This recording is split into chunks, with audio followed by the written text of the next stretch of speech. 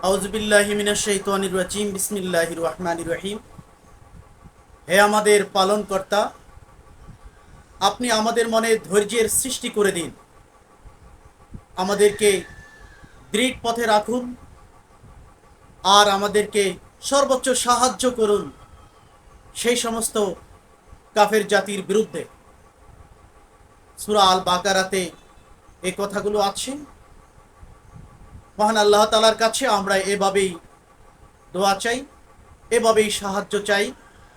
তিনি যেন আমাদেরকে সকল কঠিন সময় হোক, সহজ সময় হোক, সর্বোপরি তিনি যেন আমাদেরকে সাহায্য করেন। তার সাহায্য যদি আমাদের জন্য নাজিল হয়, এটাই আমাদের জন্য যথেষ্ট। একজন মুমিন চায় মহান আল্লাহই শুধু তাকে সাহায্য করুক এবং তার অন্তরটাকে দৃঢ় স্থির করে রাখুক তার দিনের পথে। আর সাহায্যকারী হিসেবে শুধু আমরা একমাত্র তাকেই চাই, যিনি শুধু সাহায্য করার ক্ষমতা রাখেন। ওই সমস্ত কাফেরদের বিরুদ্ধে, যে সমস্ত কাফেরদের জন্যে আল্লাহর জমিনে আল্লাহর দ্বীন কায়েমের কাজগুলো সুন্দরভাবে করা যায় না, ওই সমস্ত কাফেরদের বিরুদ্ধে যারা মানবতা বিরোধী কাজগুলো করে থাকে, ওই সমস্ত কাফেরদের বিরুদ্ধে যারা অত্যাচারী রূপে সমাজে দম্ভ করে বুক উঁচু করে সমাজে চড়ে বেড়ায়, ওই সমস্ত কাফেরদের বিরুদ্ধে আল্লাহ আমাদেরকে সাহায্য করুন, যাদের জন্যে রাসূলুল্লাহর আদর্শ আমরা সুন্দরভাবে মেনে চলে এবং বাস্তবায়ন করতে পারি না। আল্লাহ আমাদেরকে সাহায্য করুন ওই সমস্ত কাফেরদের বিরুদ্ধে যারা সমাজে হত্যা, রাহাজানি, লুণ্ঠন, চাঁদাবাজি, টেন্ডারবাজি, সর্বোপরি সমাজটাকে একটা নাজেহাল অকার্যকর সমাজে পরিণত করতে চায়।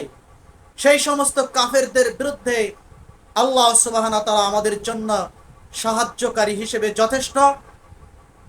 সূরা আল বাকারা আমরা যদি প্রথম থেকে শেষ পর্যন্ত অধ্যয়ন করি, কিভাবে আমরা আল্লাহর কাছে সাহায্য চাইব আর তিনি আমাদেরকে কোন মাধ্যমে সাহায্য করবেন, উত্তম সাহায্যকারীর কাছে কিভাবে সাহায্য চাওয়া যায়, আর কোন কোন কাজগুলো করলে তার সাহায্য আসবে, আমরা ধৈর্যের সাথে, দৃঢ়তার সাথে, প্রজ্ঞার সাথে এবং হিকমার সাথে তার দেয়া দায়িত্বগুলি সুন্দরভাবে পালন করতে পারবো।